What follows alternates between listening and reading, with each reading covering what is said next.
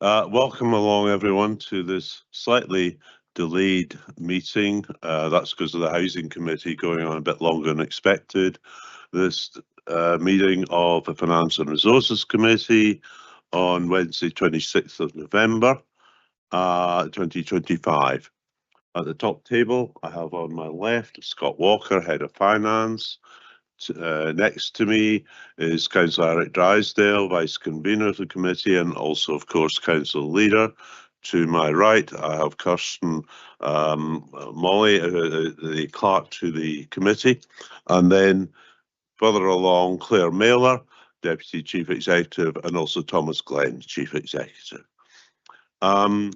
Before we proceed to the various items on the agenda, clearly, it's been an interesting day.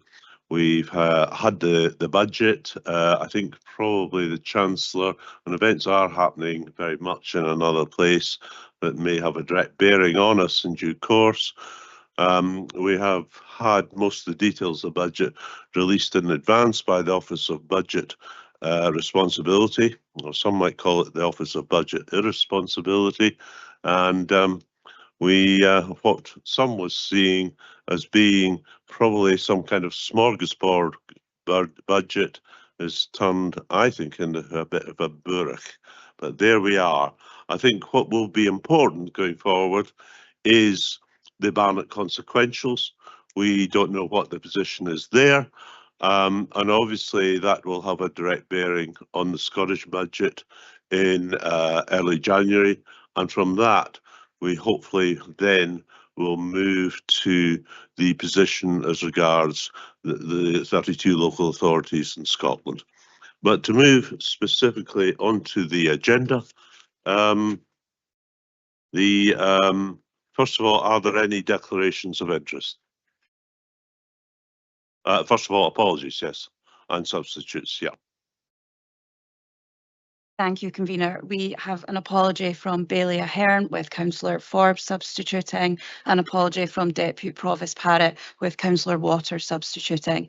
We have a couple of members joining us online this afternoon, so when I call out their name, can they please confirm they're present? Councillor Shires. Present. Thank you. And Councillor Stewart. Present. Thank you. All other members are present in the Chambers, Convener.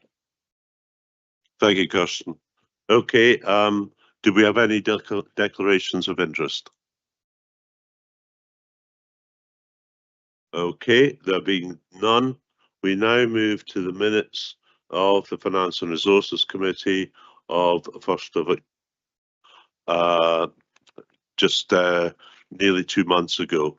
Can we approve those minutes?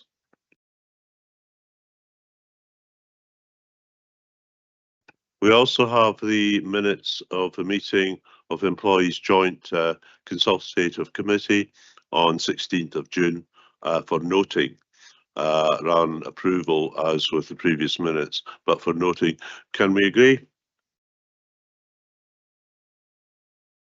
The next item is item 4 on the agenda, and that's the outstanding business statement.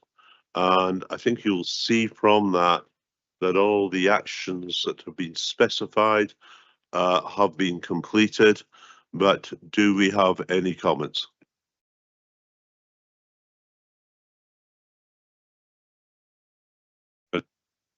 Thanks, Convener. I'm interested in item 41, and it's regarding the Extended Producer Responsibility Scheme by the UK Government. And as I understand the situation at the moment, the company that was commissioned to run this scheme gave us an initial estimate of how much money we'd get. They then came back to us with a reduction in that funding, which of course will have an impact on our budget. But I was interested to learn that in England, the UK Government have actually said they will make good the difference in the payment. So as I understand it, that equivalent money should come to Scotland through the Barnett consequentials, and therefore presumably the money's in Scotland. And I wonder if we know if it will come to Scotland, and if so, if the Scottish Government will pass it on to us.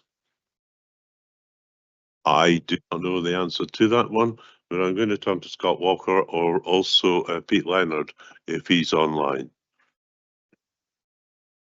Okay, thank you for that question. We've had colleagues attend a seminar just this week where they sought that clarification from the Scottish Government through via COSLA, whether the same commitment would be offered, and that commitment is not being offered by the Scottish Government to local Scottish councils. Okay, yeah. Thanks, Scott. You may not know the answer to this. Appreciate putting you on the spot, but is it reasonable to assume the money would have come through the Barnett consequentials? No, I don't think it's a Barnett consequential issue. It's been done through PAC UK. So they're getting the funding from the UK government, who are then distributing it to all councils based on the funding methodology that's been agreed. We are still in discussion with PAC UK about that methodology because we were, as you pointed out, disadvantaged in the leasing settlement. But I don't think it is coming through the Barnett consequentials. Okay. Any other comments on the outstanding business statement? Can we agree it? And it is indeed up to date. The next item on the agenda is item 5, and that's appointments to committee and to committees. It's to the Finance and Resources Committee. We're being asked to appoint Councillor Ian Massey to fill the vacancy on the Executive Subcommittee of Finance and Resources. It's a committee that actually only rarely meets. Quite often business is exempt business, it's taken in private, but it doesn't meet really, but there is a requirement for Councillor Massey to be on that committee. Can we agree that appointment? Okay, thanks. We now move on to item 5 on the item 6 as it is now on the agenda, and that's the update on the revenue budget. And on this, I'm going to hand over to both the Vice Convener and the Council Leader, Eric Drysdale. And Eric. Thank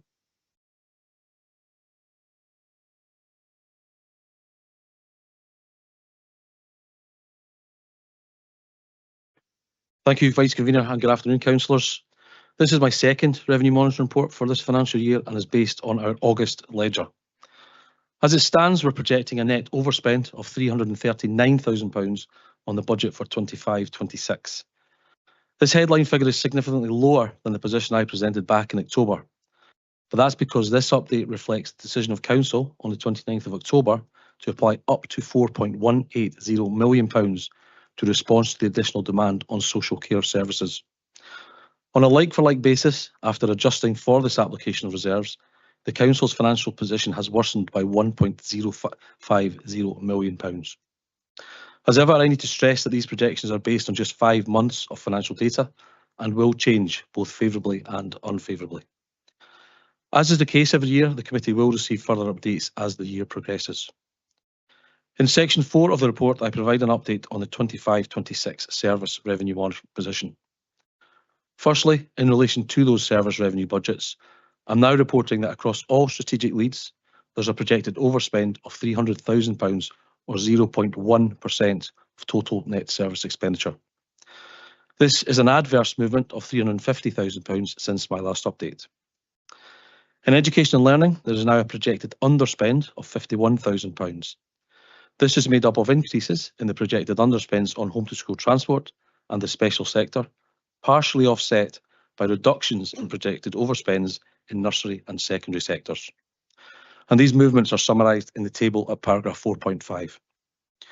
Currently, the devolved school management and pupil equity fund budgets are projected to be on target. In economy, development and planning, there is a reduction in the projected overspend of £201,000. This is primarily the result of additional income from planning applications. In environment and infrastructure, there is an increase in the projected overspend of £500,000.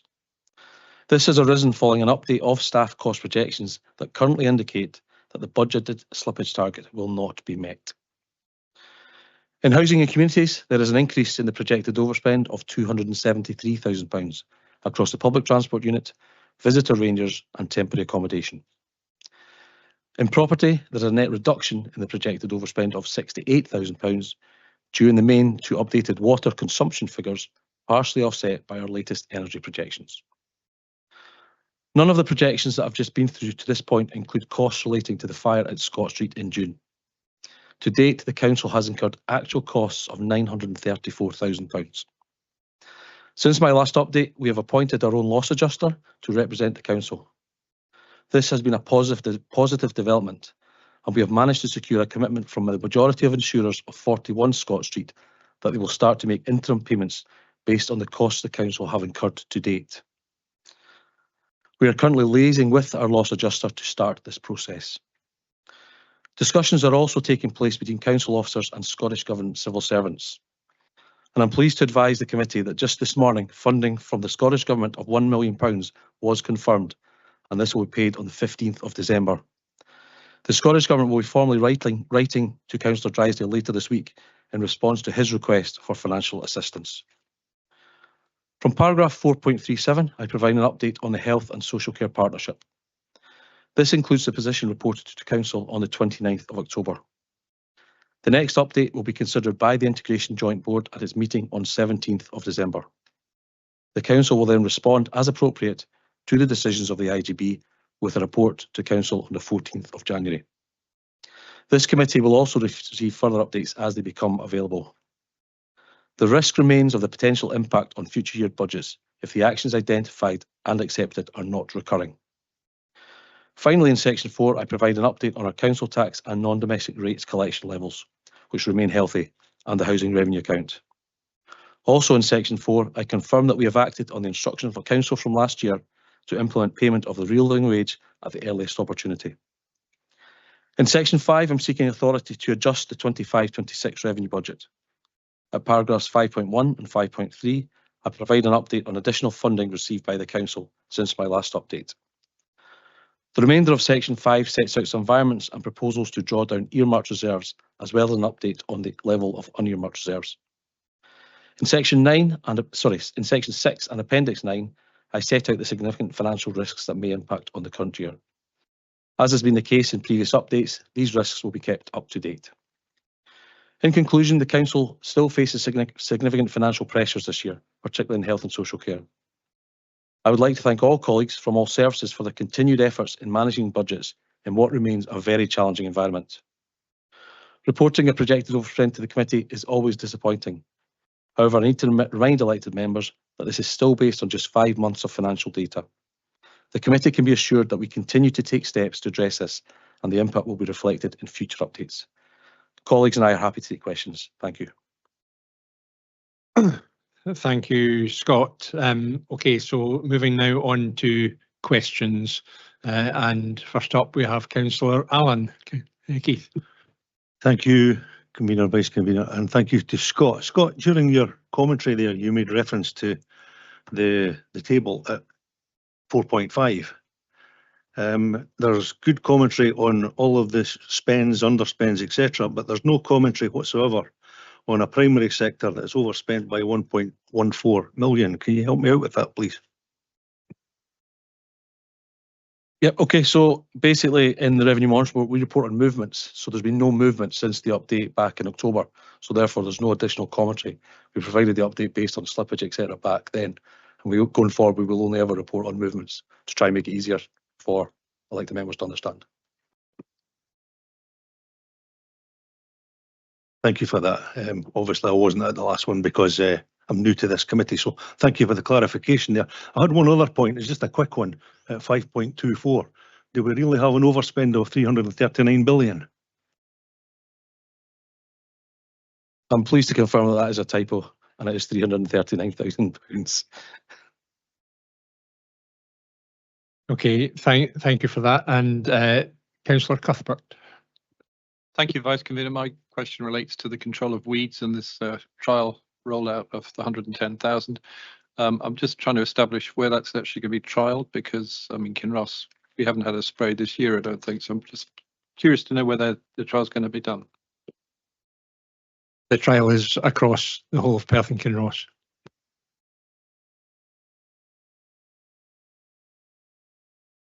And the next question is Councillor Shires. Caroline. Thank you, Vice Convener. My question's on page 21 at 4.22, and it's about the overspend in the visitor ranger service. And it refers to additional demands for the service. So was the 94,000, was that additional people that were employed, and was that just for this year? Is that expected to be required in subsequent years? Thank you. I think Elaine to answer that one. Thanks, Councillor Sharge. The overspend of over is as a result of in 25-26 we didn't receive any funding for our visitor manager service because through the consolidation project that we undertook with our community wardens and parking attendants, we merged the service within there. So there was a budget saving of over 250,000. However, in the summer of 2025, we saw a surge in visitor numbers to some particular areas in Perth and Kinross. So in response to that, we had to put additional resources in place, including toilets and waste collections to safeguard public safety and maintain community standards. So it will be a potential pressure going forward if those visitor numbers continue. And we also experienced the wildfires that we experienced at the summer as well. Thanks, Elaine. Okay, thank you. And next we have Councillor Illingworth. David. Great, thank you. It's a question about the Scott Street fire. Do we have any information about any uninsured properties? So I don't have that level of detail. That's what we're working with the loss adjuster on. If you recall, I think it was last committee, there were two issues around about some of the insurance claims. The first is around about sums insured. So that's the maximum that can be paid out for an individual property. And the other is about some individuals who are not insured. So I don't have that level of detail, and that's what we're working with the loss adjuster to do. Depending upon the number of, if there are any individuals without insurance, sometimes the other insurance companies club together to sort out the additional debt. So we're working through that with them, and that will be included within future updates. Okay, thank you. Thank you, Councillor Peter Barrett.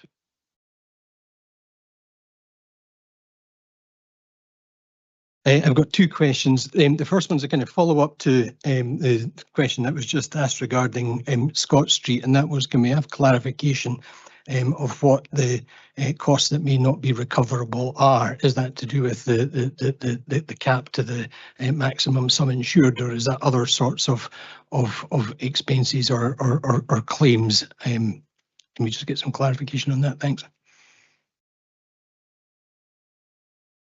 So that's what we're working through with the loss adjusters. I think we're quite clear in terms of the demolition costs, in terms of the traffic management costs, the direct costs associated with the building.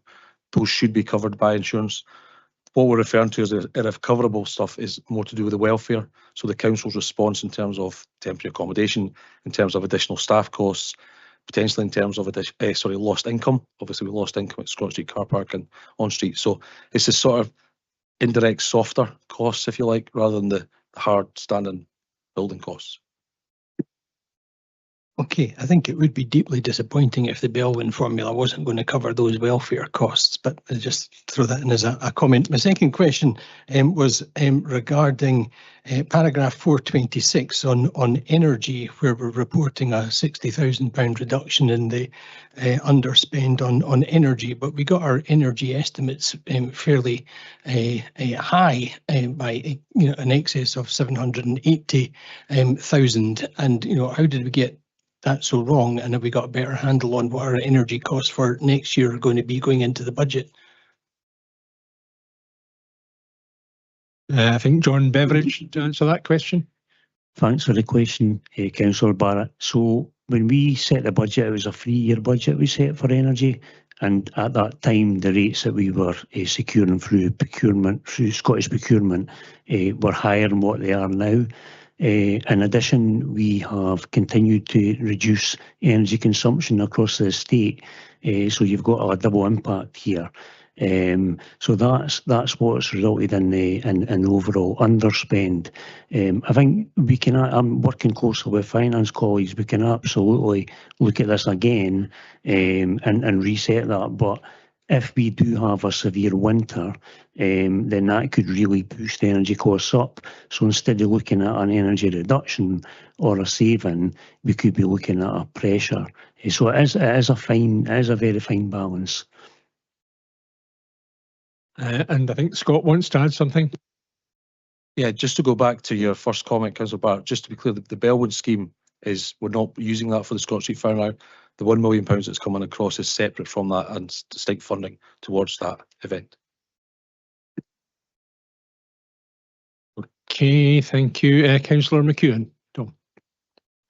Thank you very much. Section 4.51 in the papers talks about a reduction in the projected underspend, which I suppose in real English means we're spending more money on the additional environmental sensors for tenants' homes. I think it'd be very informative if we could understand what's driving the purchase of these extra sensors and what benefits that has for tenants. Okay, thank you. Can I ask Jane to answer that, please? Thank you. Councillor McKeon for the question. To date, we've installed roughly about 806 sensors in properties, and the sensors are to monitor temperature, humidity and condensation in our homes in order to prevent damp and mould and ultimately fuel poverty. It's a proactive approach that we've taken, and it forms part of our approach to tackling mould and damp following the changes in legislation, and we have seen a major impact in terms of our tenancies. It's helping us to reduce costly repairs, but ultimately to improve the health of our tenants.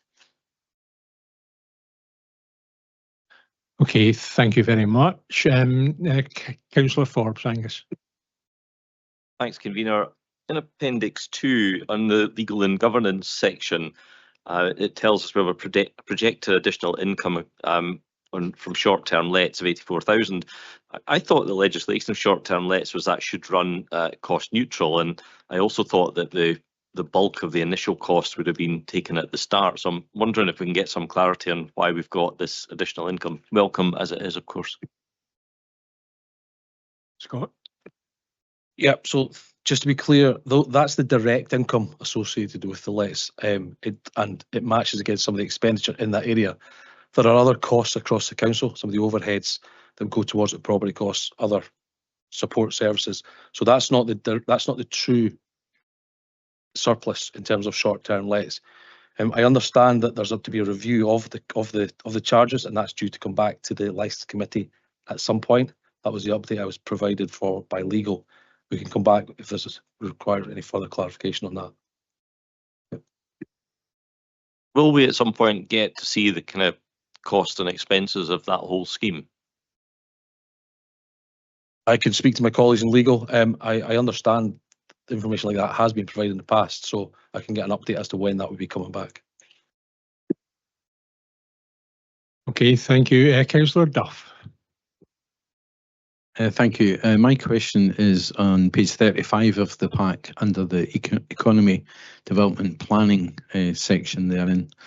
At the previous E&I committee at the beginning of October, I asked the question about the ongoing costs of Perth Harbour as a result of the failure to close it. At that time, between the continuing costs and lost savings, I estimated that Harbour had cost us an additional £671,000 since the point at which we decided to close it. From today's report, I note that the overspend for the financial year has now risen a further £30,000 to £100,000, which I believe, and possibly I believe, a further lost savings of around £25,000 from what we had originally intended.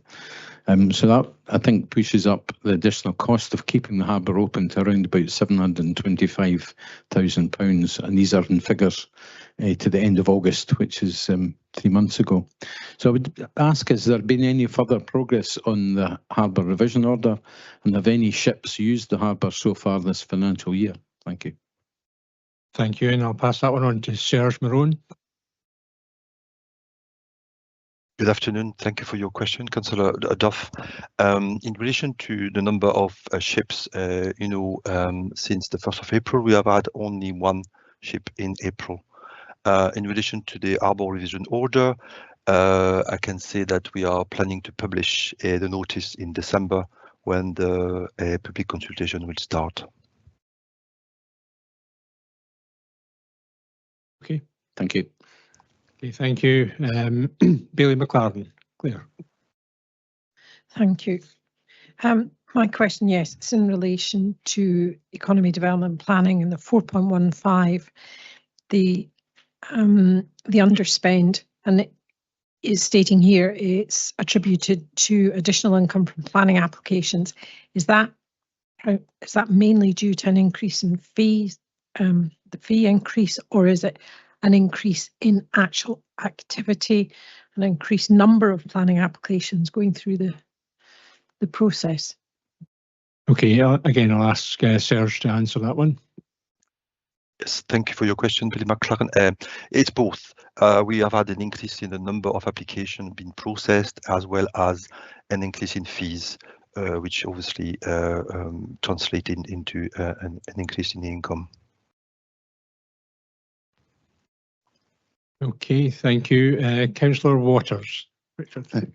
Thank you very much. I just want to go back to on page 49 on the financial risks, and I know Councillor Forbes asked some stuff in the OBR with this and extended producer responsibility for packaging, and it is interesting that the most Scottish and Welsh councils have had their allocation downgraded, and might be questions at a different level, as given that the English government, as I think was Councillor Forbes' quote, has underwritten the English councils, which all seem to have their allocation upgraded by PAC UK. So certainly some interesting questions, maybe not here on that, but from the questions, what I would like to understand in relation to us, the openness with these calculations, is there any expectancy in the future that we will have more openness from PAC UK,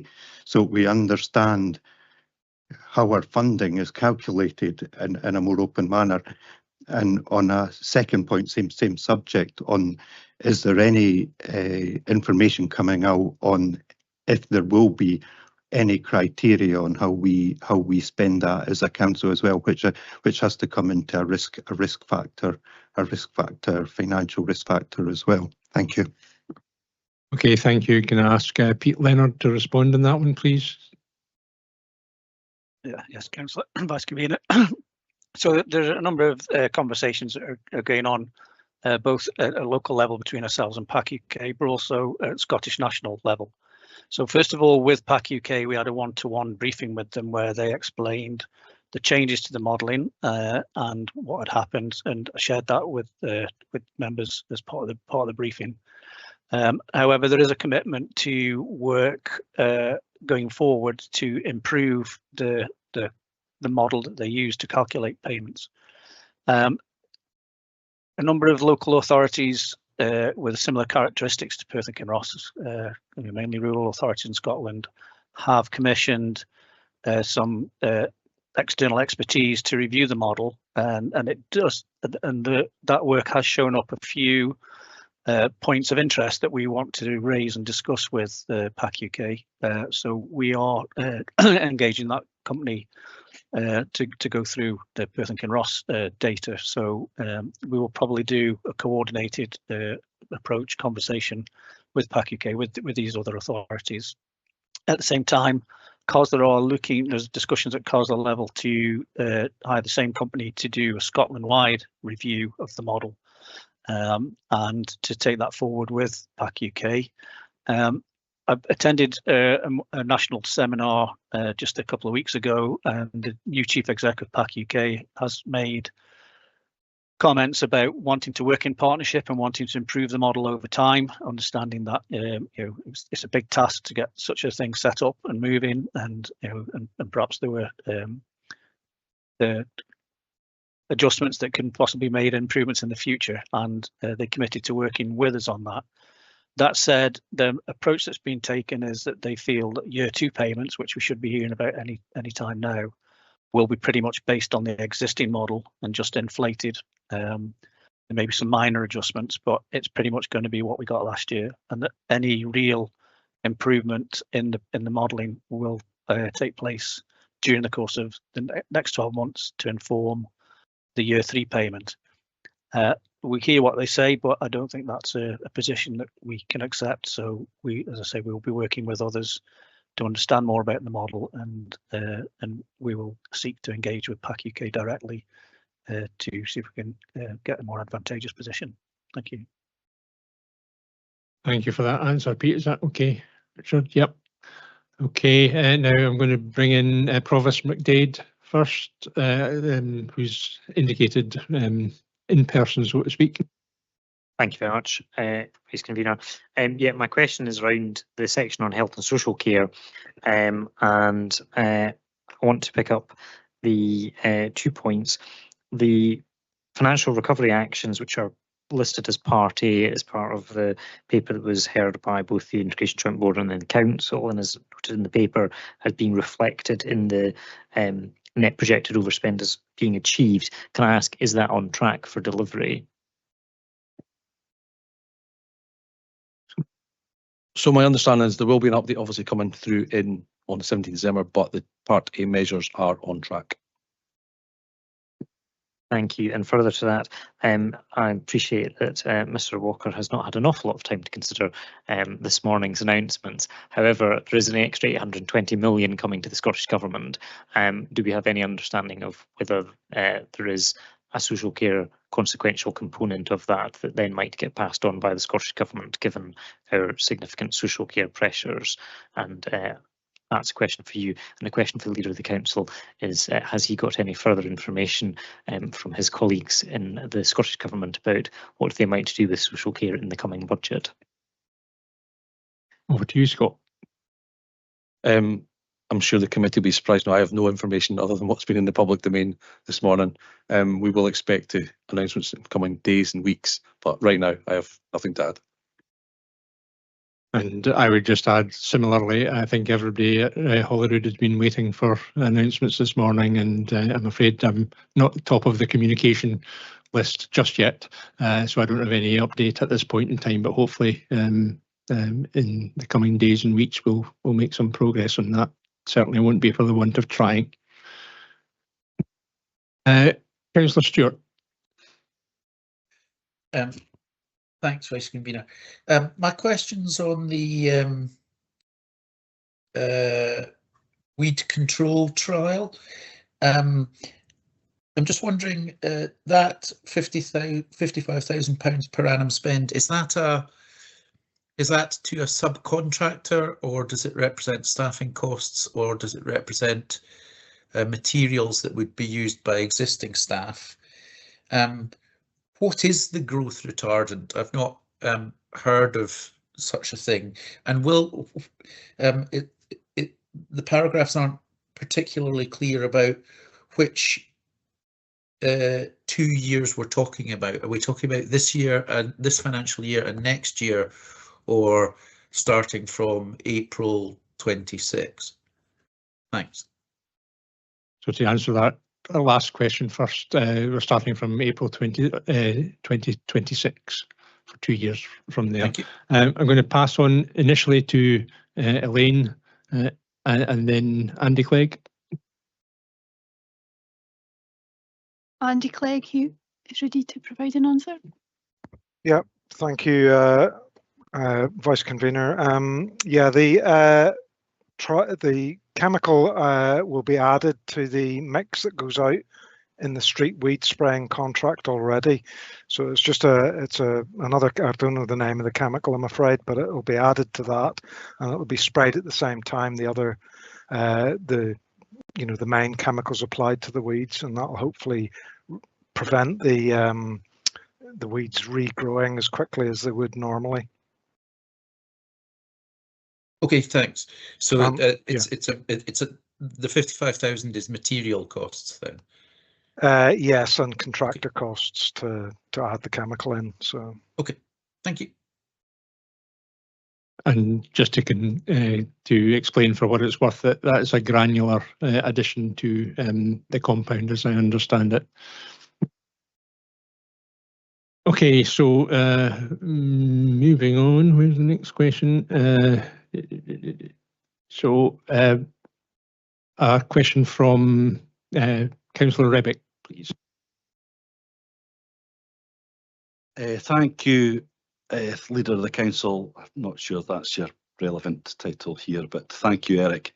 And apologies in advance if this question's either cheeky or simplistic. I'm quite happy to be reproached, but I genuinely don't really understand what's going on here with PAC UK, and I appreciate Peter Leonard's answer to the question, but given that English councils haven't had their allocation reduced and Scottish councils have, is it a fair assumption then to suggest that PAC UK are already working in partnership with English councils and they haven't been with Scottish councils? Or is that too simplistic?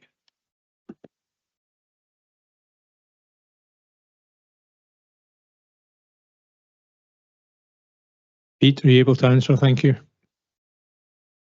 Yes, Vice Convener. So the changes were made to the original model on the advice of the government's actuaries department, which looked at the model audited the model and suggested various improvements to some of the characteristics, such as the level of deprivation or the characteristics around rurality and things like that. So on the basis of that, those changes were made. So there's no sense that the changes have been made via individual conversations with individual councils. It was more changes to in response to the actuaries department to change the model, and the impact that had was unexpected from PAC UK's perspective. But it's a nationally applied thing, and it's just the way the model worked out.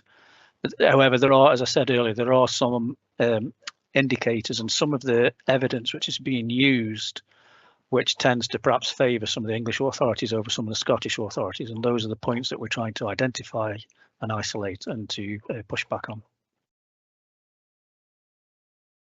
Okay, thank you for that. We're now moving on to second questions, and we're starting with Councillor Allen again. Thank you again.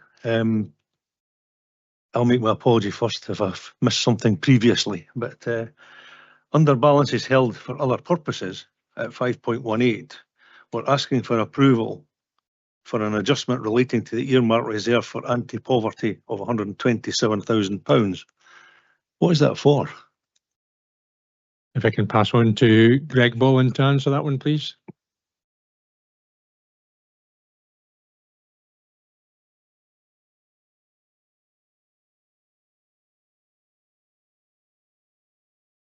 Greg, are you available?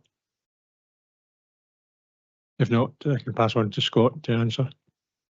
Okay, thank you. So what we're doing here is we're drawing money down from reserves. We have the earmarked reserve for the anti-poverty measures. My understanding is that it's commitments towards CAB, so there's £30,000 for that. The Fraser of Allender Poverty Preventative Spend Research and Wellbeing project is £65,000, and £27,000 towards the Early Years Childcare Workforce Development project.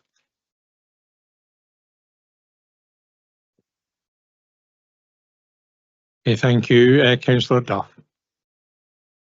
Thank you. My question was just something further in relation to the weed retardant questions that have already been asked. In relation to this trial, I just wondered, is it aimed at saving costs for the council or reducing glyphosate, or indeed both of these things? I just wondered what the what the purpose is of the trial. Thank you. Okay, so I'll pass on to Andy, but this is an additional spend. Yes, thank you, Vice Convener. Thank you for the question.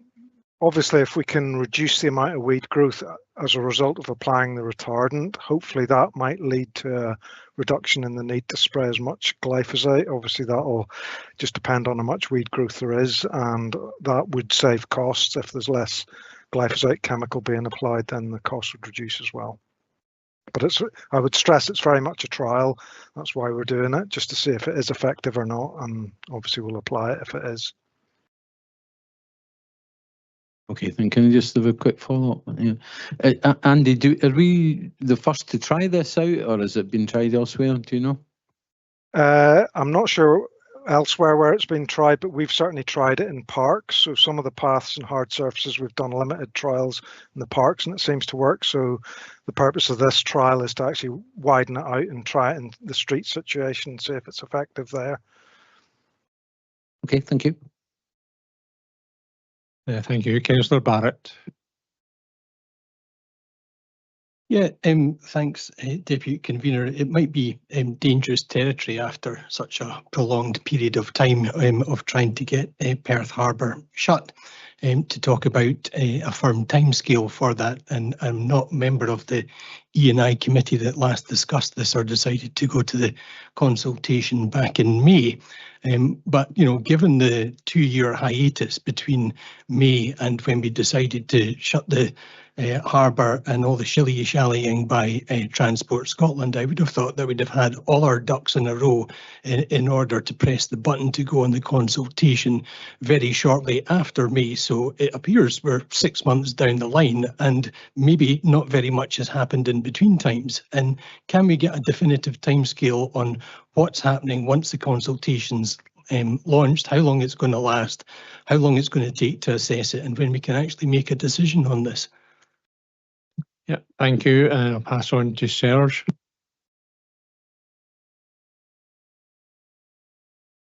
Thank you for your question, Councillor Barrett. So the public consultation will last 42 days from the publication date. During that process, obviously, people or parties will be able to ask for further information or effectively object to to what we are proposing to do. These will be reviewed by the Transport Scotland and the Scottish ministers in relation to the relevance of these questions. They may ask us to provide more information to address some of the issues that people may have. If this is cleared and there's no objection, the Scottish ministers will have to decide to publish the order. If there is an objection which is maintained, the Scottish minister may decide to go into an inquiry on that objection. The timeline for all of this, it really depends. You know, it's almost like it's posing the clock if there is an objection and there's an inquiry. So it's difficult for me to give you a specific timeline for if it's happening that way. But if there are no objection, or we're able effectively to respond to the objection and the Scottish ministers are satisfied that we've responded, they can obviously decide to publish the order. From that point in time, we need effectively to take to the next phase, which is effectively restrict the commercial traffic, but we will have the powers to do so. So it's entirely up to us to take that second phase, to progress that second phase. So 42 days for the consultation. There will be an element of unknown depending on the objection and the response, and the decision from ministers. But when the order is published, that means we've got the powers to go ahead and restrict commercial traffic. So just to get absolute clarity on that last point that you're making, Serge, once we publish this consultation, is it at the end of the 42 days that we can close to commercial traffic or introduce those new restrictions, or is it still on the never never? It's from the time the Scottish minister are happy to publish the order.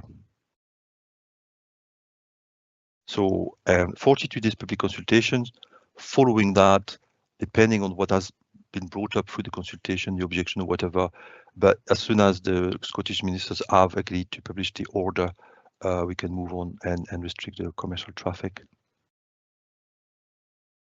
Okay, thank you. Councillor Stewart. Thank you.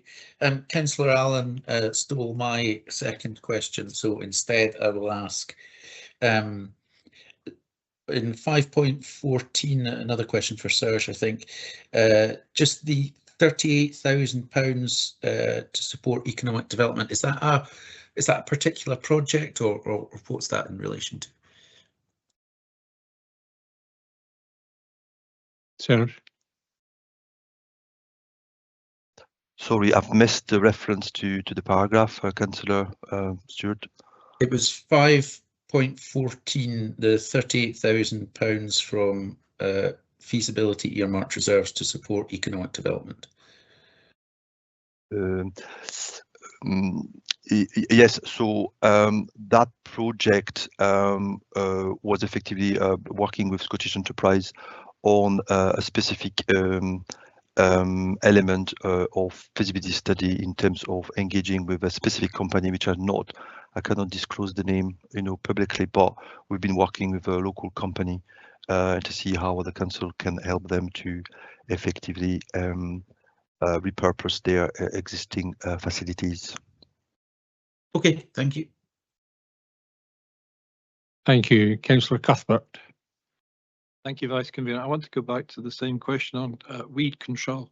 My understanding was that the £55,000 was going to pay for additional spraying, possibly in the areas that weren't done this year.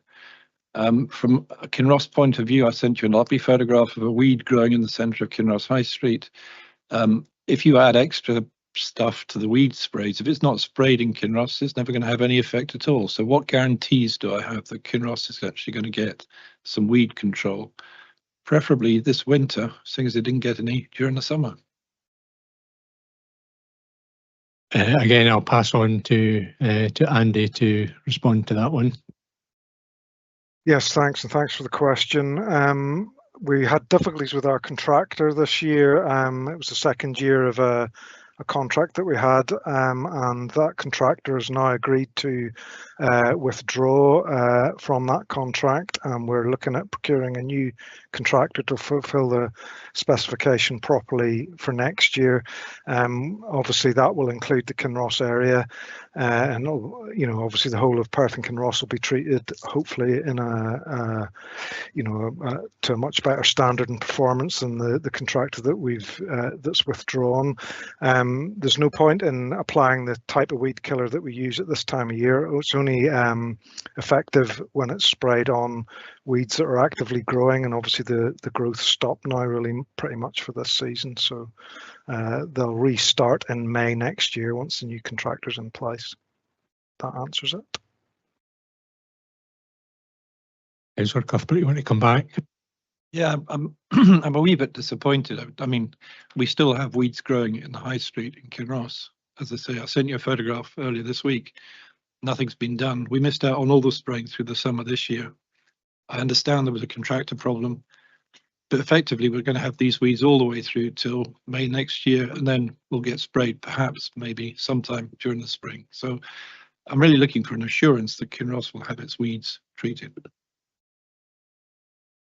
Okay, so what I can say is let's pick this up offline in terms of the specific examples that you have cited, Councillor Cuthbert, and I suspect that you and indeed other elected members won't be slow to let me know if things aren't going according to plan, and I do give you an assurance that it is absolutely a priority to get this right going forward. And I think Claire Mailer wants to come in with a further comment.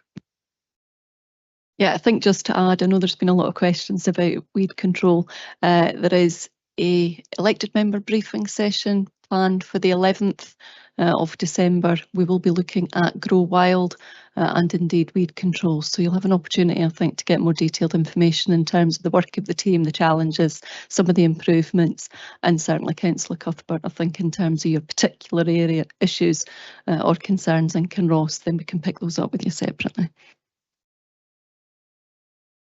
And thank you for the photograph that you did send me. It's a lovely picture.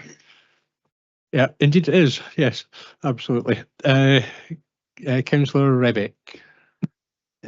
Thank you again, Vice Convener. I might get a row from Claire for asking this because it's another weed question. Sorry. Does the weed trial cover HRA? Yeah, I'll pass on to Elaine to answer that question.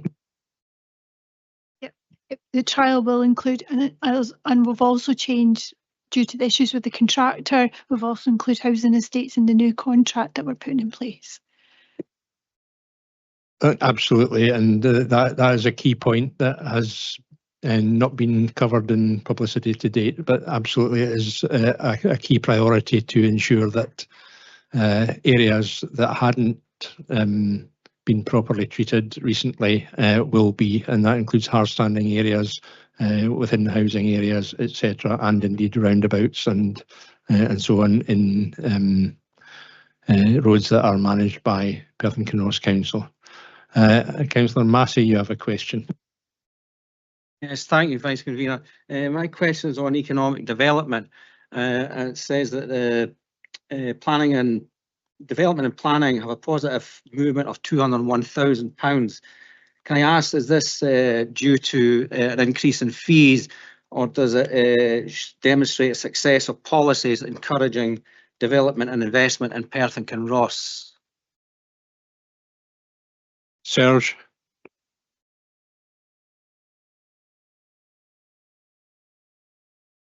Yes, thank you for your question, Councillor Massey.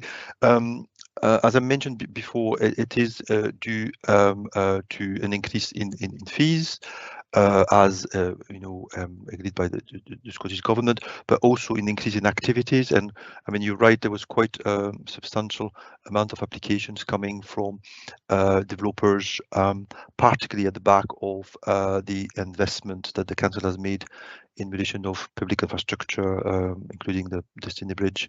So by enabling that infrastructure to be effectively established, that's obviously creating opportunities for developers to come up with projects and lands for development, which obviously translate into planning applications.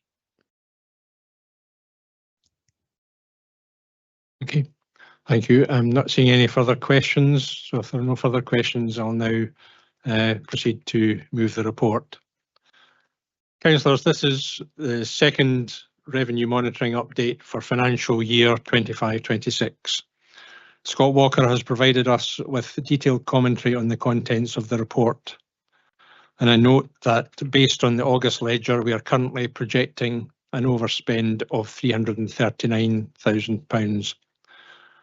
I welcome that this position will be kept under review and understand that our projections will undoubtedly change as we move through the financial year. Whilst across general fund services there is a small projected underspend of £50,000, of considerably more concern is the update on the financial position of the Perth and Kinross Integration Joint Board. When I took up post as leader of the council back in September, I made several commitments. One was around my support for social care, and this update today reflects the drawdown of up to £4.18 million to meet growing in-year demand. Also, all elected members will be aware of the negative feedback we have all received about weed control. That's why one of my other commitments as we try to restore and maximise pride in our local communities was to get on top of the street weeds impacting on the said communities. This report puts forward a £110,000 investment over 2 years to enhance the standard of weed control. Importantly, as I covered in my answer to Councillor Rebecca a moment ago, this will cover our managed streets, including roundabouts and publicly accessible hard surfaces amid housing areas, etc., which I had identified had not been adequately managed under existing arrangements. As part of our commitment to the environment, we will be trialling a new growth retardant, which I am assured is not harmful to the environment or to pets and wildlife. And I look forward to seeing the benefits of this across the length and breadth of Perth and Kinross. As an accredited real living wage employer, I also welcome that we are making good out on our commitment to pay the increased hourly rate from the 1st of November.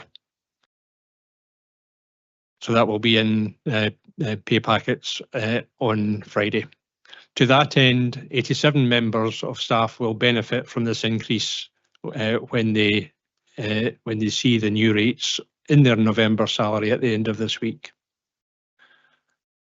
Finally, I'm delighted to see that my letter to the Minister has secured £1 million of financial support from the Scottish Government towards the costs associated with the tragic Scott Street fire. I remain committed to doing what I can and need to do to secure the best outcomes for Perth and Kinross as a whole.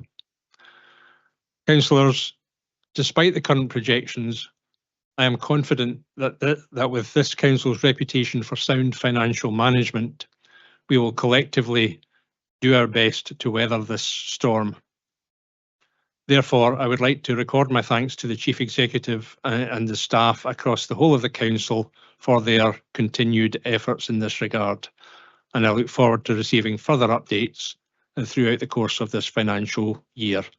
I'm happy to move this paper and ask Councillor Donaldson to second. Just to say, more than happy to second this paper and report. Thank you. Okay, I'm now going to call for any comments, and yep, we have a few, starting with Councillor Allen, who's obviously quick on the buzz up today. Probably new to this. Can I just say I'm actually quite pleased that an awful lot of people are asking questions in this committee. It's refreshing. I don't know if this is prudent or not. It might not even be right, but I'm going to suggest that in future, given that we get advance warning of a budget, perhaps we could move FNR that landing on the same day. We've had a number of questions today that may have been able to reflect better responses had we had a bit of time to think about it and actually see what was in the budget. That may or may not be something we can do. And I just wanted to make a quick remark on managing expectation. Councillor Cuthbert suggested that he sent a photograph earlier this week and nothing has been done. Requests take somewhat longer in Ward 7, so I look forward to some improvements in the next year. Thank you. Yeah, thank you for that, Councillor Allen. Councillor Barrett. Thanks, Vice Convener. As you might be aware, today Argyll and Bute Council are debating a motion on declaring a social care emergency in their council area, and to be honest, I don't think that we're very far behind them following the report to council last month of the IGB's £4.6 million overspend, and as the report says, 4.18 million of which lands upon the council. After raising my concerns about that report in the chamber here, I also challenged John Swinney 2 weeks later at the COSLA conference over the Scottish Government's £1 billion underspend on their 24-25 budget. John Swinney corrected me to say that it was only £750 of a £1 billion underspend that they had. So, you know, anybody who can do basic arithmetics can work out that that is still in excess of the £500 million that councils need to fill the overspend in their care budgets. And I also went away and double checked the figures on the Scottish Government's website. And in fairness to John Swinney, the Scottish budget provisional outcome figures show that some of that money has to be carried forward into future years for the same purpose. But even then, it still leaves £567 million being contributed to the Scotland Reserve. So again, if you're even just barely proficient at sums, then you can work out that John Swinney can, at a stroke, wipe out the health and social care in your overspends and still have £67 million of small change for whatever the Scottish Government thinks is more important than local government. Argyll and Bute Council are to ask for an urgent meeting with the Cabinet Secretary for Health to discuss their concerns. They share a lot of the same distinct and acute problems that we have in terms of difficulty recruiting workforce, in terms of sparse population, and also, but not to the same extent, the rapidly growing older people's population that we have. So we can't let them get ahead of us, to be blunt. I think we have a chance, and that Neil Gray is never going to be able to say to them that he's going to hand over the money, certainly now without John Swinney's say-so. So we need to get John Swinney into the room, I would say, before Christmas. I don't think that we can wait until we get the full details of the report going to the IJB on the 17th of December. I think we'll have a really strong flavour of what's going to be included in Part B of the savings well before Christmas, and we need to put that in front of him and demand action and money, and not words or just the prospect of this being addressed as part of next year's settlement discussions. Because if we don't act now, then Eric, it's going to be the people in our communities that are going to bear the brunt of this. It's going to be them who are going to have to wait longer to get out of hospital. It's going to be them who have to wait unacceptable lengths of time before they get a care package. It's going to be them that are going to suffer having the cost of their care package capped and be forced into residential care long before they are now. And all of that is going to be really bad for their physical and mental well-being. So can I ask the council leader if he can chance his arm again? If he's got £1 million out of one letter, then simple arithmetic would say we write another 4 letters, and hopefully we'll be able to balance our in-year cost of care. But on a serious note, I'm very happy to support him in any meeting that he has with the First Minister on this subject. I would hope that the leader of the main opposition group in Perth and Kinross Council is equally able to or willing to join in pressing our unique case for urgent assistance. Thank you. Thank you for that comment, Councillor Barrett, and I will have an early opportunity to speak with the First Minister at the weekend, but it is a political meeting, so I don't suppose either yourself or Councillor Duff would want to attend that particular meeting. However, if we can organise something ASAP, then I shall certainly endeavour to do that. So next up is Councillor Rebeck. Thank you, Vice Convener. It's just a very brief comment about weeds, and I do take the point that we are going to get a briefing, and therefore we'll all be better versed on it in due course. However, just a broad comment about the why, because I can't remember who questioned that, but there was a question about why. What's the purpose of the trial? For me, the purpose about the trial is to make people's lived-in environment better. It's as simple as that. I think people's lived-in environment, whether it's directly or subtly, it does affect people's mood, their health and well-being. I think it's really important. And just to add, I also think it's really important that we are covering HRA land in this, because people don't care whether it's a green space weed or an HRA weed. They just know it's a weed. So, and also it's really important that we do cover the whole of Perth and Kinross, which I'm delighted that you've confirmed it well. So I think this is a really important trial, and there'll be a lot of water under the bridge, I guess, but it's welcome. Thank you. Thank you. And just to further explain that this has come forward now as quickly as possible, precisely in order that action can be taken at the earliest opportunity. And picking up on both Councillor Allen's and Councillor Cuthbert's comments in terms of making meaningful progress in here, clearly it is the growing season, and it is not the growing season just now. We just need to step outside the door to see how cold it is. But nevertheless, we will have a look at urgent matters as much as possible in the interim. And Councillor Duff. Thanks, Vice Convener. I'd just like to take the opportunity to thank Mr. Walker and his team for the report. It's also, as well as usual, very detailed, and it shows that the finance team have an excellent grasp on the finances and the various movements which happens within a budget of this size. I just want to make a few short comments about the content. Obviously, the changes to the extended producer packaging, which has reduced, I think, our expected income by around about 1.8 million, I think if I remember correctly. And it's disappointing that the Scottish Government has chosen not to echo the UK Government's pledge to local authorities down south. We've also heard the explanation of the elongated process around the harbour revision order, which seems to mean that the closure of Perth Harbour to commercial traffic could still be some way off. In the meantime, retaining its operation comes at a high cost to the council for the single ship which has used the port in the last 8 months. We are all aware of the financial crisis facing health and social care and the need going forward to find a way to address this increasing challenge.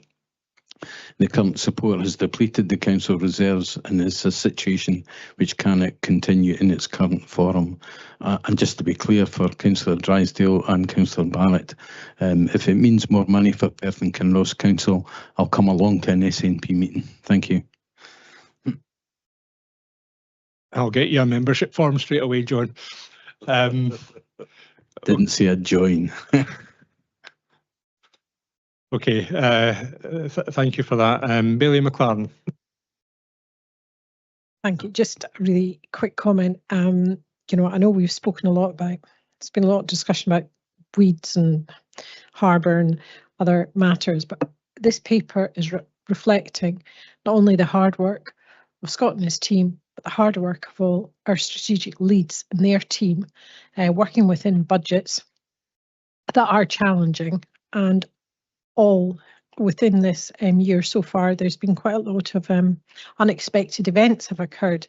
So I would just like to also recognise the work of all the strategic leads as well, because you're all doing a good job under pressurised circumstances.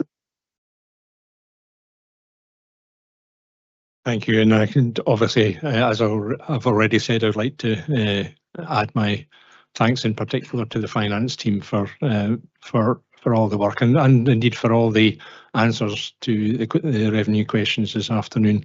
And final comment from me, with a possible opportunity to offer a headline to any media listening, that we do intend to grasp the nettle on the thorny issues that we face. So can we agree the paper? Oh, I beg your pardon. Apologies, a comment from the computerless Provost McDade. Yes, thank you, Vice Convener. And this will perhaps be as much of a shock to Councillor Barrett as it is to me that we are in full agreement on this matter. And I similarly took the opportunity to chin the First Minister when I saw him last week on this particular topic. And I think that we are united in this chamber anyway on our view that it is of the utmost importance. And I have been relaying this to my constituents every community meeting I've been at, because the implications of it are very severe, both in terms of those receiving social care, but also from a financial point of view for residents who could otherwise face very, very significant increases in their council tax bills this year if we do not get a resolution to this. So I'm sure that Mr Swinney is planning his pre-election giveaway. Can he make sure it's social care, please? Okay, I've just seen another comment from yourself, Bailey McLaren, or was that just my phone 3 minutes late? No, that's fine. Okay, can we agree the paper? Thank you. I'm now going to pass over to the convener to continue with the rest of the meeting. Thanks.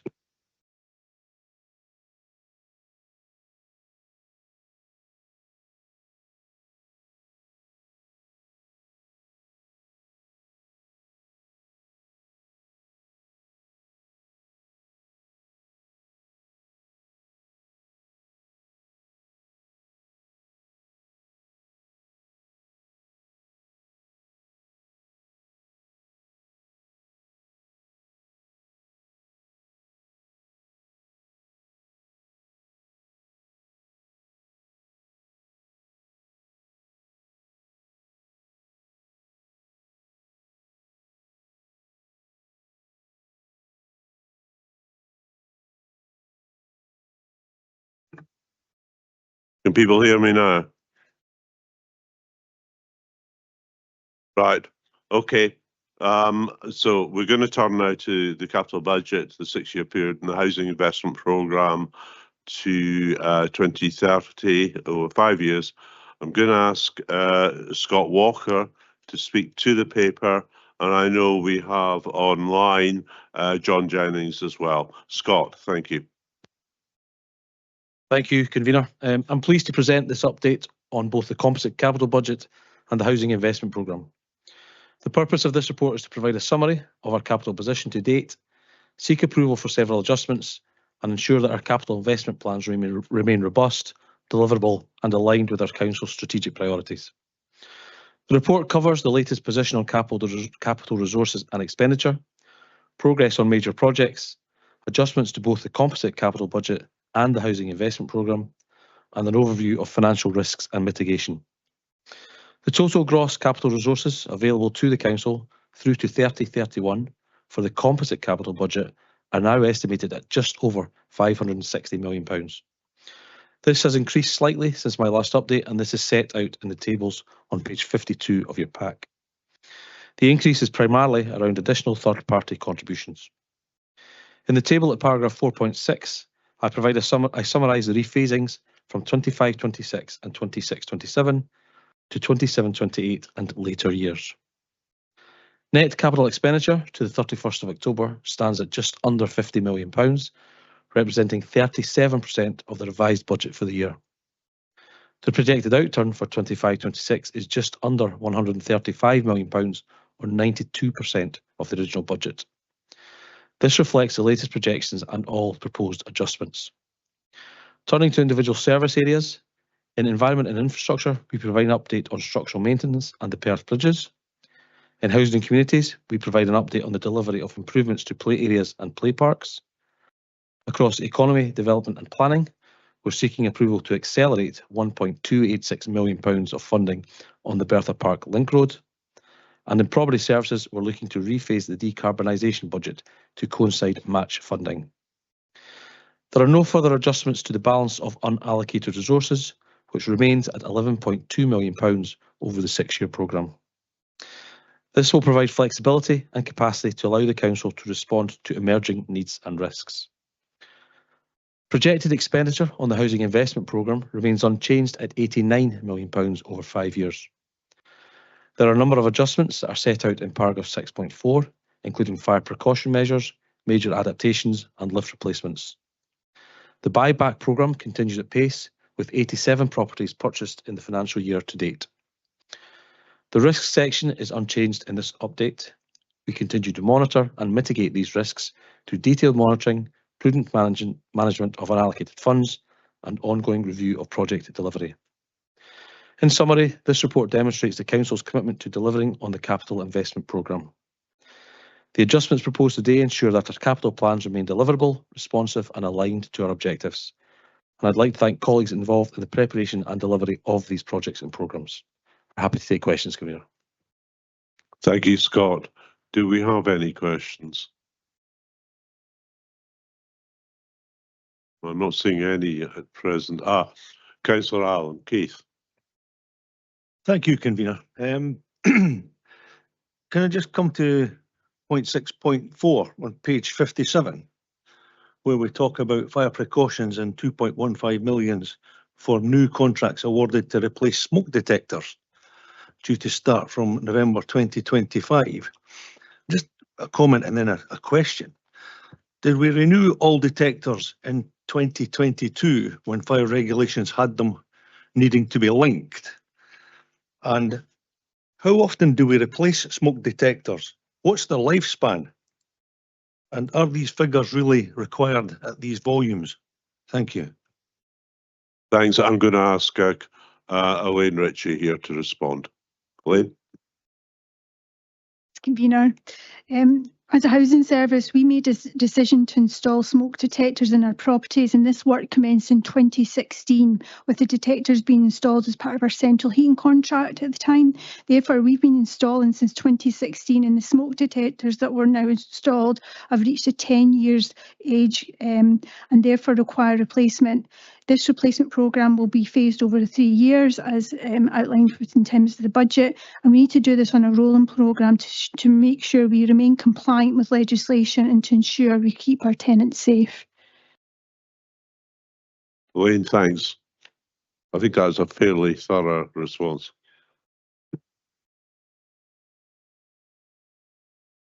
Right, you're okay, right, on that, because it is an important matter. Right, the next question is from, just to make sure I'm right here, is Councillor McEwen. Tom. Thank you very much, Convener. In Appendix 3, there's a line in the capital budget here for Double Dyke Shallow Replacement Programme. So that's £3 million with money from the Scottish Government. That's only in this year, so we must be near completion. So I just want an update on how the shallow replacement programme is going, both for the shallows and obviously for the site itself. Elaine, wasn't quite sure there, but yes, Elaine Ritchie.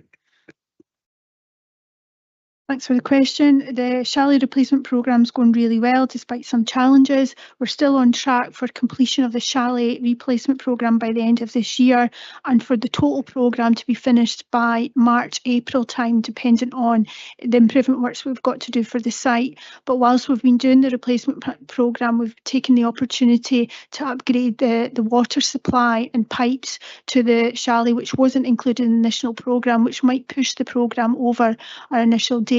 But there won't be any cost to that. It was a programme we've identified with Scottish Water, and we were keen to do it given the impacts and problems that we were facing at the site. Okay, right. Councillor Shires, you're online, and hopefully you're hearing me now. I am hearing you, thank you.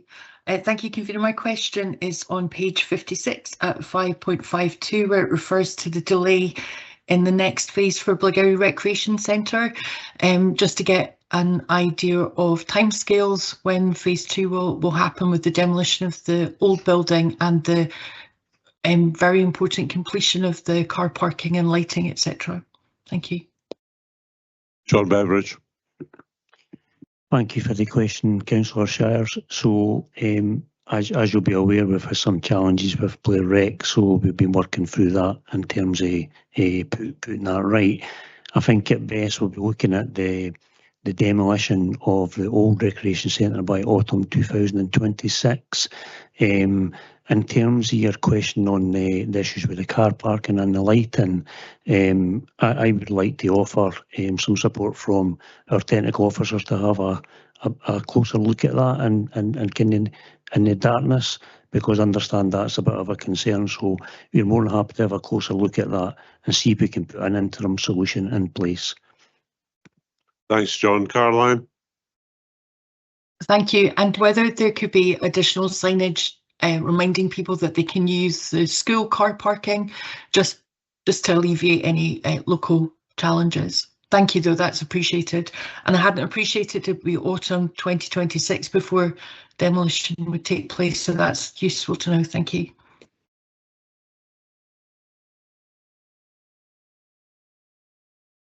Thanks, Aaron. Right, next is Councillor Waters. Richard. Thank you, Convener. Just on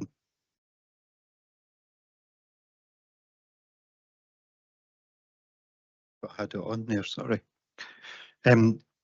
Just on page 67, prudential borrowing projects and decarbonisation, there's it's not a cancellation, it's just I believe where 350,000 is getting carried forward to the following year for extra money. Given the good news we had in the revenue budget with energy savings, you know, delaying this project, will that then put pressure on the revenue side where we'll have less savings of energy usage?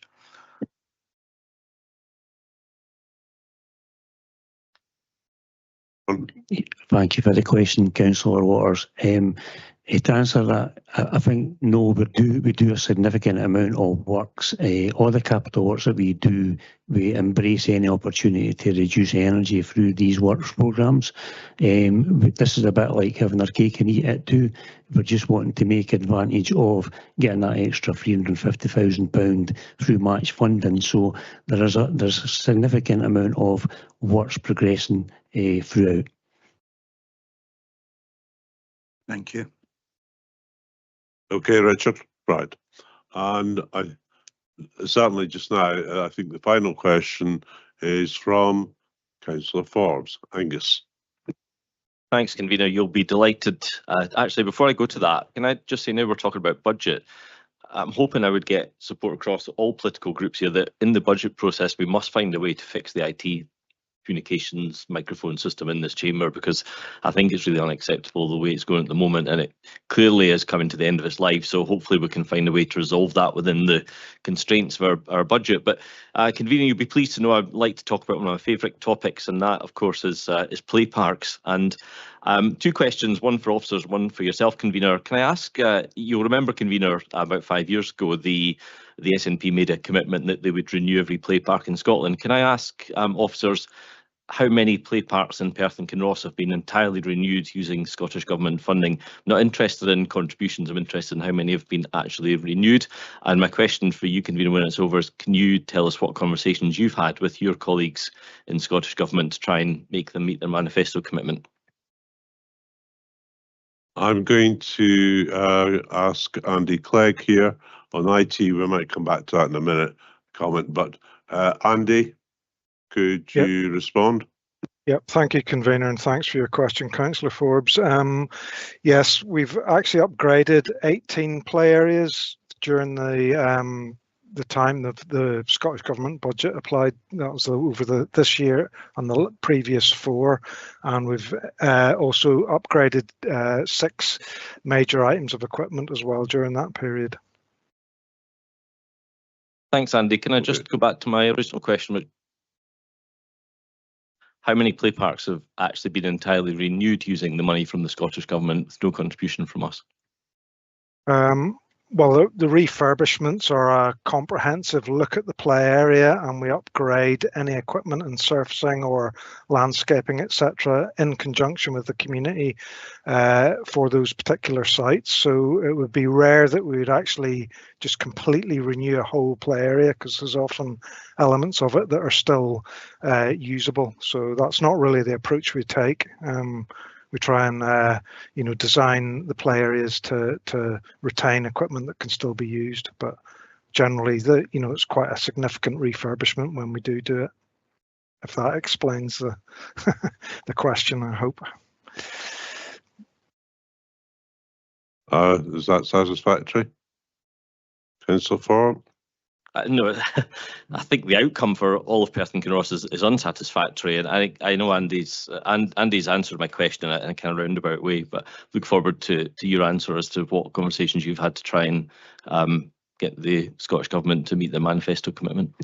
I have not had any conversations myself, but certainly from what I recall with the manifesto from 3 years ago, I don't think there was a commitment to almost replace every single play park the length and breadth of the land. I think we have made a lot of progress on play parks. I just give one example. I know it's a local one, and that's the Legion Park in Comrie, where significant improvements are coming about, and that there's going to be an opening. I think a formal opening ceremony will be coming in the spring. What I'm going to do, I see there's a request here for a short break after this paper, and I think I'll accede to that. Sorry, Provost McDade. I didn't see you there. On you. Thank you. And sorry, I don't have a working IT today. Just on a point of clarification almost, I'm pretty confident that the Legion Park was funded by Perth and Kinross Council as part of a budget motion. Perhaps Mr Walker could confirm that. I can't recall. John Jennings, have you got that level of detail? I don't recall that specifically either. I would have to do a bit of looking back. I am pretty confident that it was a concession to Bailey Brock, who is not here to confirm that, but I'm pretty confident that is the case. And I think that may well be correct, and I have no problems with that. And as you know, in terms of the ward, I often work with Bailey Brock on a whole range of issues. I also pay tribute to Terry Bacon for the work that she's put into that particular project. And I think it's a very good news story. Right, before I move, I think Andy Clegg wants to come in, and then I'm going to turn to Claire. Yes, thank you, Convener. I can clarify that the funding for Legion Park in Comrie was a combination of Scottish Government money, our own capital programme, and the budget motion money that Councillor Brock secured. So I think it's around about 300,000 or 250,000 the total project, and certainly the community's raised a fair bit of money towards that. So a number of parties have worked together on this, and no one's claiming overall credit, but I think it's a good example of communities working together, Scottish Government, but also, you know, the budget motion certainly helped, and you know, I don't doubt that whatsoever, and I'm just very pleased that we are making progress on that. Now, before I turn to, I don't see any further questions, but before I turn to move the paper, I'm going to turn to specifically, I think it's on the IT issues, to Claire Miller. Thank you, Convener. Just picking up on Councillor Forbes' comment regarding the AV system, and just to advise and assure elected members that a full review and replacement of the Chamber's system solution is planned for 26-27, and that is roughly about 10 years from, I think, when the original solution was introduced here. I think there have been upgrades since. We have got some budget that has been identified and estimated for the ICT replacement, and recent work has been undertaken already by the team, and that has involved market research, some requirement gathering and assessment, and some engagement with third-party suppliers. So just to sort of assure you, more on that coming. There was a particular issue that we had last week, and an elected member briefing note is being prepared. My understanding at this stage is, though, it wasn't necessarily a technical issue, it's kind of more wider than that, and I'm sure the briefing note will explain that over the next few days when it comes out. So I think very clearly, you know, the matter's being attended to, and you know, I'm sure there will be further updates on this, and I think it's something that impacts upon us all. Okay, I'm now going to move the paper. That's both the capital budget and housing investment programme paper. I think Scott, as always, has given us a commentary, a detailed commentary on the contents of the capital monitoring report. And I also believe that we are continuing to make good progress with the delivery of the capital budget. Once again, quite a number of the adjustments within the paper basically are aligning resources with actual activity on the ground. And that always happens. Things move forward, things are in some occasions deferred. I think I would point out in particular the progress in the Bertha Park Link Road.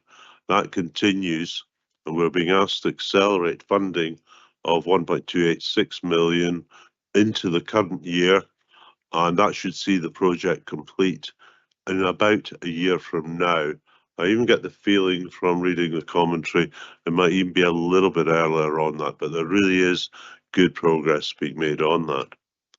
The other big capital project that is in my own ward is the Comrie Flood Protection Scheme. Right now, it looks to be on schedule for completion by October of next year. And I think for people in Comrie, you know, there is still the threat from not just the Ruchel water and the Erne, but also from the Lednick. From what I can certainly see on the ground, we are getting ahead with that. And I think the good progress is being made. Appendix 4, as always, you can see is the schedule of the main projects on the council's capital budget programme. We also heard reference earlier on to Blairgowrie Rec. On the housing investment programme, I think the update is helpful, especially the really successful council buyback programme, and with an application of just over 1 million to the Scottish Government, and with 87 properties that have been purchased as buybacks to date this financial year.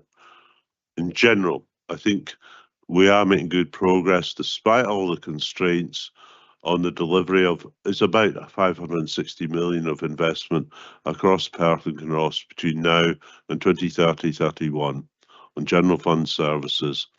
Added to that, there's 80 million of investment on the housing investment programme. Remember, that covers over a period of the next 5 years. Finally, I'd like to, once again, we did it on the revenue paper, but on the capital paper, is to thank council officers, to thank in particular Scott, John Jennings and James Salisbury, and for the work they've put in. And I think it's, you look at Appendix 4 in particular, there have been some additions over the last few months. I think it is encouraging. Can I ask Councillor Drysdale to second the paper? I'm very happy to second, convener.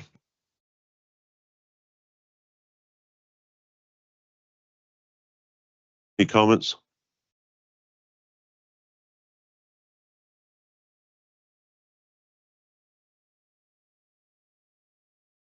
Person I've been kicked out of.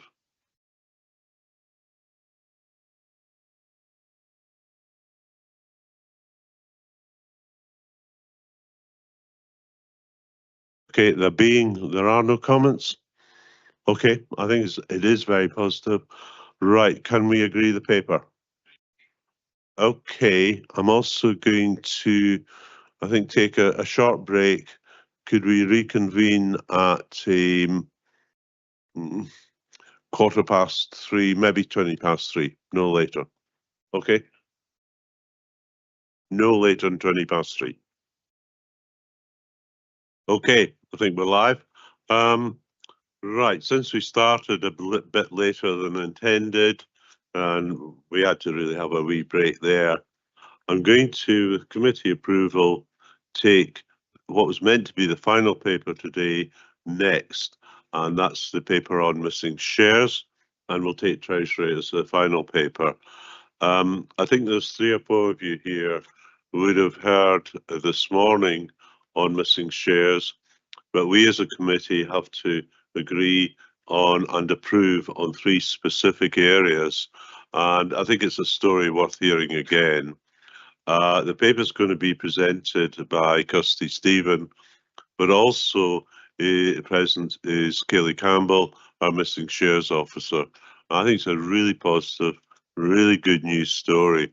So Kirsty, could I ask you to present, and I'm sure Kirsty will be coming in. I think there's also a video as well. Okay, thanks.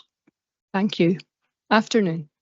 I appreciate you'll now be familiar with the Missing Share Service, which is currently operating on an extended pilot until 2027.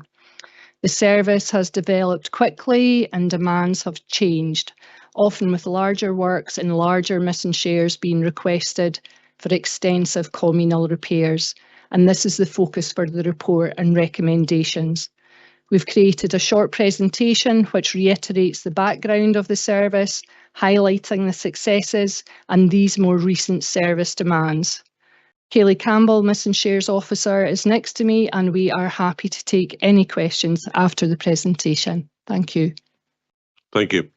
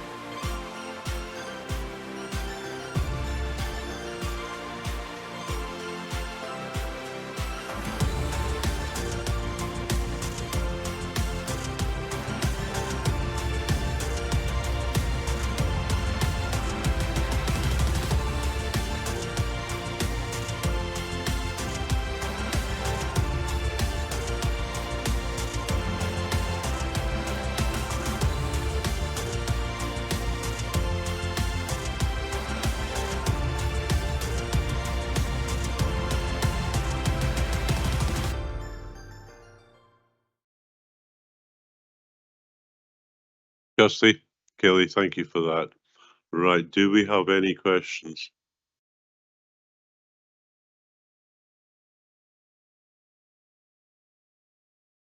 Councillor Al. There's nobody else there. Thank you, convener. It's just a general question, really. I mean, the missing share, what do we actively do to try and chase it? Thank you. Kirsty or Kelly? I think Kelly, yeah. Hi. So when we pay a missing share as part of the recovery process, it is secured against the title of the property, and the owner's invoiced for the recovery amount. It also follows our standard debt recovery procedure, so there's further communication with the owner to try and recover that money. Yes. Thank you for that. Can you tell me what levels of success are we having in that process?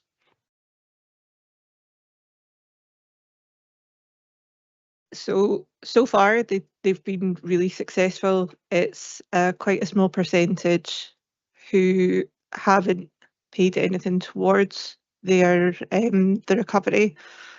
We have 22% of the missing shares that have been paid out have been fully recovered. Further 51% is inactive recovery, so that means the owners have got a repayment plan set up and they're paying a set amount every month. So it's, I think, really quite successful.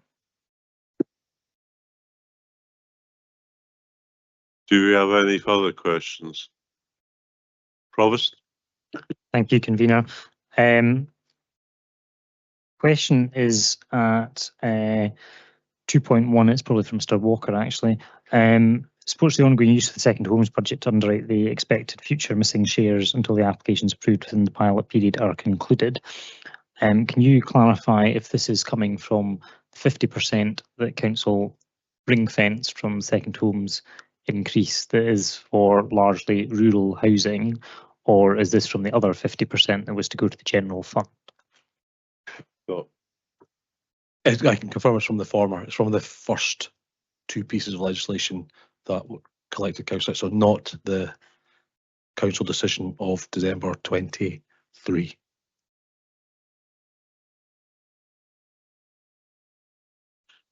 Anyone else? Councillor Duff, John, I think you've... Okay, if no one, I'd like to ask just a couple of questions. I think that the impression I get from, and I know from bodies like Perth and Kinross Heritage Trust, they're very positive about the whole scheme. But to date, this is very much about scaling this up, it seems to me. To date, I perceive it's mainly been in Perth City, which is understandable given the nature of the properties. Also, Crieff, I think there's been one case, if I'm right, in Mewthal. But are you looking to expand this across the whole of Perth and Kinross, if possible? So the service is available across Perth and Kinross. It has been available in all areas of Perth and Kinross since the service was introduced. The reason for the majority of cases being in Perth City Centre is just because of the higher percentage of tenement buildings being in Perth City Centre. So as you've said, there are other tenement buildings which tend to be a bit smaller, so 4 in a blocks or a flat or two above some shops. In the smaller areas of Perth and Kinross, there has been support in quite a lot of these areas, but often we tend to find in the more rural areas in particular is once people find out who the owner is of properties, they tend to know each other in smaller communities, so we'll get in touch and resolve it without too much support. But the service has always been available across all areas of Perth and Kinross. I think that's important to stress. Right, just as a follow-up, in terms of, I think Glasgow and, if I'm right, Edinburgh do schemes of their own, but they're somewhat different from what we do in Perth and Kinross. But I'm right in saying there's been quite a degree of interest from other councils. Maybe if you could just explain on that front. And I think I know certainly Stirling are very interested, although they do their own building health check scheme, which we don't. I just wonder, further down the road, there might be scope for cooperation there. But just in general, what kind of coverage have you got, and you know, to spread the message on this? Thanks, Kelly. So I have been contacted by officers from other local authorities in Stirling, Borders, Dundee, Angus, East Ayrshire, Fife, Falkirk and Inverclyde to consult on the process that we use for missing shares at Perth and Kinross Council, and also to consult on our use of the Novoville app, because we were one of the early adopters of Novoville, which is a shared repairs app to facilitate communication between owners doing repairs in tenement buildings. So we, as far as I know, do operate a little bit differently to other local authorities in the level of involvement that we have in Perth and Kinross. It was decided right at the very beginning that in order for the repairs that needed to happen in Perth and Kinross to go ahead, there would need to be a higher level of involvement from us than some other local authorities employ. So we support with pretty much every element of the repairs organisational process, from identifying and contacting the other owners to helping figure out what the title deeds mean and how that relates to how the cost should be apportioned, which is often not a very easy thing to figure out. And then with communicating when payments are required, and then throughout the application process. So we are very, very involved. And a few other local authorities have expressed that that's how they feel they would have to operate a similar service in their area for exactly the same reasons. I have recently been contacted further by Stirling Council, who would like me to go and speak to the council regarding their more recent conversations about introducing a missing share service. It has been suggested for quite some time by Stirling City Heritage Trust, who work quite closely with Perth and Kinross Heritage Trust. So I'm hoping to also have conversations with them about how we can utilise and share resources to make sure that we can support tenement owners in Perth and Kinross and Stirling as best we can together. Yeah, thank you very much. And I can see there's another question from Councillor Duff. John. Thanks, Convener. As you know, I had this presentation this morning in the Housing Committee too, but and an excellent presentation it is. Just in relation to any situations where the people do need our financial support, I wondered from that point, how long does it take for us to be able to actually provide that financial support, and do applicants, can they just do this themselves, or do they need any sort of legal advice or legal assistance from their lawyer or whatever in relation to the process? Thank you. Kelly or Kirsty? That is not a very easy time frame to lay out, because every single building that has been in touch for assistance from the service has been completely different. It depends on so many things. It depends on how long it takes to identify and communicate with all of the other owners, how long it takes to gather quotes, how long it takes for payments to start coming in once a bank account's been set up. And that can all happen relatively quickly, from sort of 4 to 6 weeks, or it can take a couple of years. So the support from me is available instantly, almost. If owners need help throughout the process, but the payment of the financial support can take anything up to a few years. But throughout that whole process, the owners who need the financial support don't necessarily have to pay anything out of their own pocket while they wait. John? And sorry, the legal side of things as well. The owners are invited to seek their own legal advice. As I said, the interpretation of the title deeds can be really complicated, but they don't have to. So it's not a requirement of accessing any of the support through the service. They are welcome to have any interpretations that we discuss seconded by their own private legal advisor, but they don't have to. Right, John, thanks, Kelly. Okay, no further questions. I'm going to move this report. And I really am very pleased to move it. I think it provides not just an update on the progress of the Missing Shares Service. I think it's important to stress since its introduction, I think the service has already delivered significant benefits. It enables essential communal repairs. It supports property owners and it safeguards housing stock, eventually, hopefully, across all of Perth and Kinross. It's been a pilot. I think it's been highly successful. There's been strong recovery mechanisms in place, and over £4 million worth of repairs have been facilitated. And it's about facilitating those repairs and maintenance. And demand, I think, without doubt, for the service continues to grow. And it's clear that this approach is making a real difference in addressing housing inequalities and improving well-being. I think what I'd point out, and it's distinct from the Housing Social Wellbeing Committee this morning, who also considered the report, but we need as a committee to approve 3 key actions. 1, to continue using the Second Homes budget to underwrite predicted missing shares.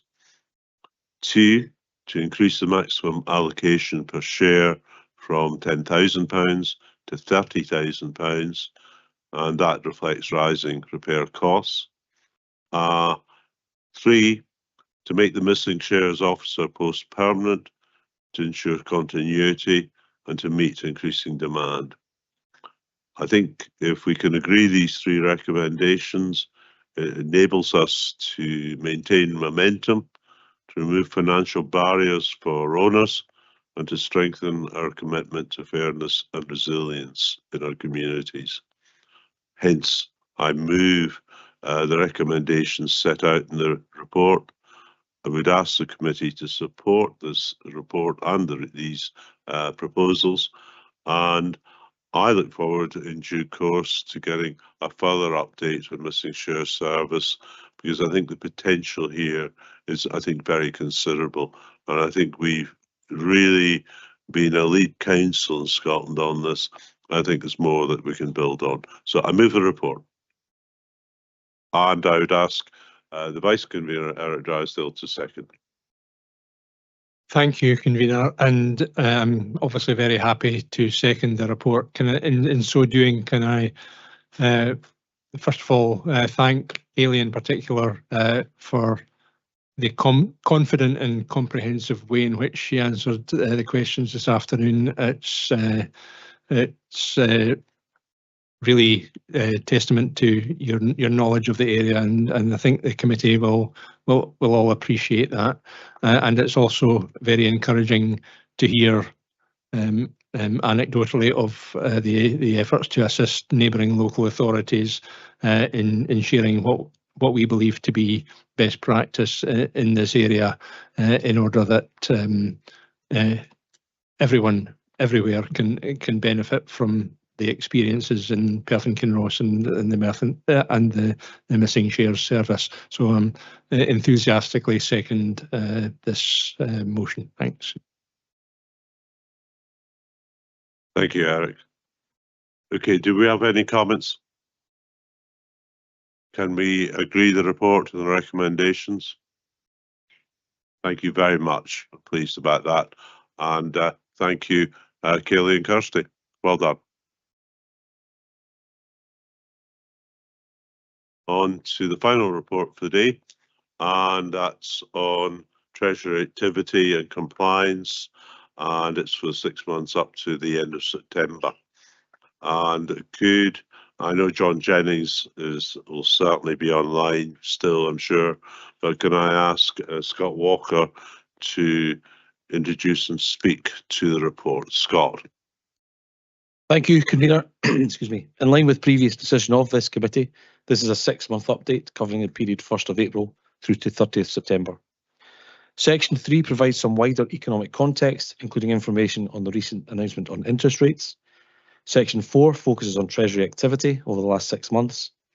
Actual activity is set out in paragraphs 4.2 and 4.3. At the end of the period, our long-term debt had reduced by £26.25 million in the period to just under £689 million at an average interest rate of 2.86%. We also undertook £81.5 million of borrowing during the period at an average rate of 4.1% for an average of 91 days. £61.5 million of this borrowing was still outstanding at 30th September. This was cheaper than PWLB rates and allowed us to delay borrowing until interest rates reduced, which we are now starting to see. During the last 6 months, through our proactive approach to Treasury management, we generated over £595,000 in interest. £429,000 of this came from money market funds and instant access accounts. We also made 5 fixed rate deposits during the 6 months, totaling £21.5 million at an average interest rate of 4.45%, generating just under £167,000. All investments were made in accordance with the approved investment strategy and permitted investments, and were also consistent with our cash flow requirements. In Section 5, I provide confirmation that during the period, there were no breaches in compliance with the approved Treasury Management Policy Statement. In Section 6, I provide an update on our investments and confirm that the investment strategy was applied in full during the period. And in Section 7, I confirm that the Council adhered to all prudential limits for the 6-month reporting period. Colleagues and I are happy to take questions. Thank you. Okay, do we have any questions? Obviously, it's to note the contents of the report, but I think it's important that we do have the substance of what our overall financial position is. I can't see any further questions. I would like to ask myself, John Jennings, clearly we've got the budget today, and I hear about it in the question of timing. We don't know what has happened or may happen in the wake of the budget with the interest rates, and that's important because it's the cost of money, and we don't know what the bond vigilantes, as they're called, may have been up to. But can I ask just John Jennings, John, in terms of we have over the next 2 to 3 years, most of our debt is financed long, well over 10 years, and in most cases 30, 50 years, but more near-term debt. Are you still looking for an approach near-term to borrow short to medium, and then to look to go further out, a bit further down the road, in the hope, in the belief perhaps inflation will abate, interest rates may fall? Yes, that's still the current thinking, that borrowing this year, next year, possibly the year after, will be very short, and maybe potentially up to 5 years. Interest rates will bottom out at some point, and at that point we look at potentially borrowing for longer periods once you reach the trough. But I think we're 2 to 3 years away from that point, so it will be shorter borrowing years, or 1 to 5 years during that period. Okay, John, thanks. And I probably have further questions to ask you, and obviously in the budget process, and what you sent me the other day I found very helpful. Okay, there being no further questions, I'm going to move the report. And as we mentioned, it covers the period 1st of April through to the 30th September. Scott's given a summary on the contents of the report. And once again, I thank him and his finance team. I think in particular, John Jennings and James Salisbury here. It gives, as always, commentary on the wider economy, and we'll be seeing lots more of that in terms of commentary tomorrow in the newspapers. In fact, I can see from my PC, I've just had one broker's report already through to myself for something else I do. But it gives a summary of our own Treasury activity. It gives us also an update on really what are excellent investment returns we have enjoyed in 25-26 to date. And finally, I welcome confirmation that the report means that there were no breaches in compliance with our Treasury management policy. The investment strategy was applied in full throughout the period, and our prudential limits were adhered to. So I'm very happy to move this report. Could I ask Eric Drysdale to second? Happy to second, convener. Okay, do we have any comments? There being none, then can we agree the report? And just to say to you, just going to close, I don't think there's anything further on the agenda. I think that's us for today. And the next meeting of Finance and Resources will be on Wednesday, 4th of February. Thanks for your attendance. Thank you.